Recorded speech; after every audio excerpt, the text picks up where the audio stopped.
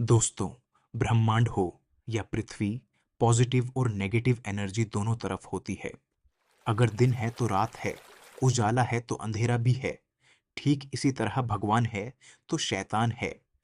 हम आपको एक ऐसे देवदूत के बारे में बताएंगे जिसे ईश्वर ने सबसे सुंदर बनाया था, जो ईश्वर का सबसे प्यारा था, स्वर्ग का सबसे सुंदर और शक्तिशाली देवदूत था। जब वो चलता था तो उसके पंखों से संगीत सुनाई देता था। जी हाँ, हम बात कर रहे हैं लूसीफर की। बाइबल से हमें पता चलता है कि लूसीफर ईश्वर का पहला बेटा था और ईश्वर का पहला ह्यूमन क्रिएशन लूसीफर ही था। बाइबल में इन क्रिएशन को एंजेल के नाम से जाना जाता है।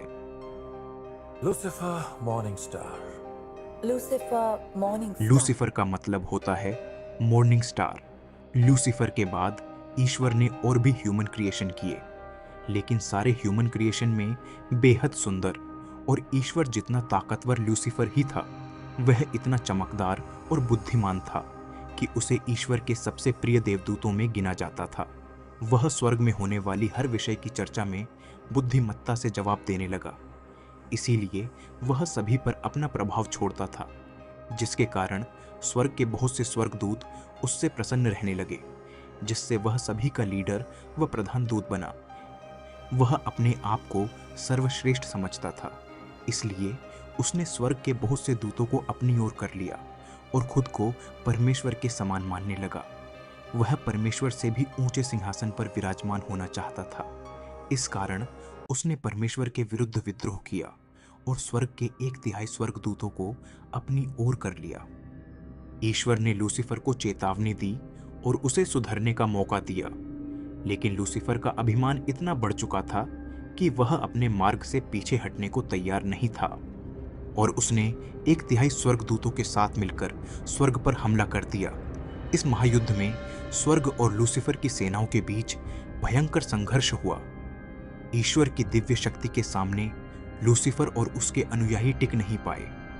आखिरकार ईश्वर ने लूसीफर और उसके समर्थकों को स्वर्ग से बाहर निकाल दिया और उन्हें नरक में फेंक दिया।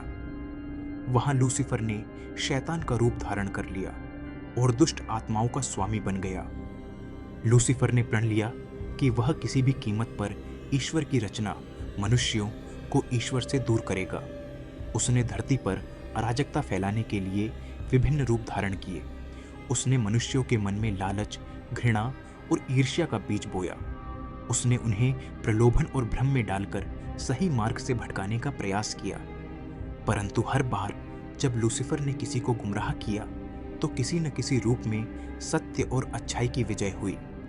लोग अपने कर्मों का पश्चाताप करते हुए फिर से ईश्वर की ओर लौट आते। यह संघर्ष लूसीफर के लिए कभी न खत्म होने वाला युद्ध बन गया। धरती पर आने के बाद लूसीफर की वही इच्छा थी कि सब उसको माने और उसकी पूजा करे। इसीलिए कहा जाता है कि धरती पर ईश्वर है तो शैतान भी है, क्योंकि लूसीफर की ताकत ईश्वर जितनी है, लेकिन वो शैतान है और वो अब तक नहीं मरा है, क्योंकि वो ईश्वर की तरह ही अमर है। दोस्तों, ऐसा बताया जाता है कि कुछ देशों में लूसीफर के चर्च भी बन गए हैं। इनके सिद्धांत ईश्वर से ठीक उलट है। इनके चर्च पर उल्टा क्रॉस का निशान होता है। लूसीफर के चर्च में अंदर जाने से पहले बाइबल पर पैर रखकर ही जाना होता है।